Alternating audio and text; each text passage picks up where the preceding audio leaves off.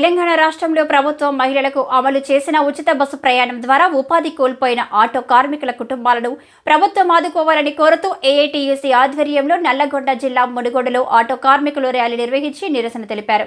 ఈ కార్యక్రమంలో ఏఐటీయూసీ జిల్లా గౌరవ అధ్యక్షులు చాపల శ్రీను, జానిమియా, బండారు శంకర్, ఆటో కార్మికులు పొలగొని భిక్షం, మాదగొని నరసింహ, సంగెపు శంకర్, నందిపాటి కృష్ణ, బొల్లం నరసింహ, బి నాగరాజు, బొడ్డు వెంకన్న, అందుగుల నరేందర్, చెనగొని నాగరాజు, యాదయ్య, దొంతరగొని లింగస్వామి, యసరాని రాంబాబు, ఆటో కార్మికులు తదితరులు పాల్గొన్నారు.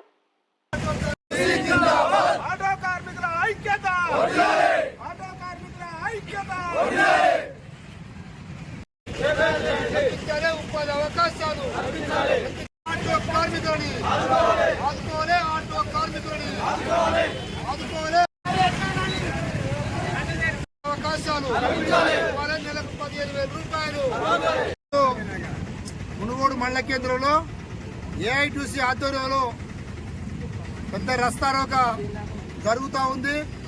ఆటో కార్మికులు కాంగ్రెస్ ప్రభుత్వం మహాలక్ష్మి పథకం పెట్టిన తర్వాత కనీసం ఒక్క ఆడపిల్ల ఎక్కే పరిస్థితి లేక చాలా ఇబ్బందులు పడుతూ ఉంది.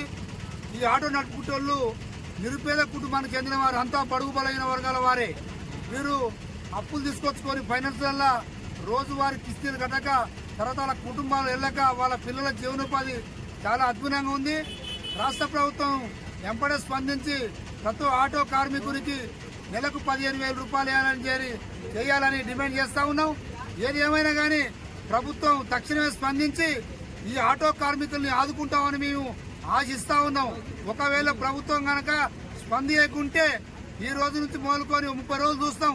తర్వాత రాష్ట్ర వ్యాప్తంగా, దేశవ్యాప్తంగా ఆటో కార్మికులని అన్ని సంఘాన్ని కూడగట్టుకొని పెద్ద ఉద్యమాలు చేయడానికి సిద్ధంగా కావడానికి సిద్ధమవుతున్నామని ఈ సందర్భంగా తెలియజేస్తూ ముగిస్తా ఉన్నాం. కాంగ్రెస్ ప్రభుత్వము ఉచిత ప్రయాణ బస్సు పెట్టి ఆ లేడీస్కు చాలా ఇబ్బందికరంగా పెట్టిన మా ఆటో యూనియన్ వారికి చాలా ఇబ్బంది అయిపోయింది. రోజువారికి మాకు మినిమం బస్ ఫ్రీ లేకపోయే ముందు 1000-1500 చేసేటోళ్ళు ఈరోజు 200-300 కూడా చేయలేక పరిస్థితి ఏర్పడ్డది. ఇంట్లో కుటుంబాన్ని పోషించుకోవడం కానీ, బండి కిస్తీలు కట్టడం కానీ చాలా ఇబ్బందికరంగా ఉంది. ఈ ప్రభుత్వం మాకు సహాయంగా నెలకు 15,000 రూపాయలు తక్షణమే పరిష్కరించాలని అమలు చేయడం కరెక్ట్ అని భావిస్తున్నాం.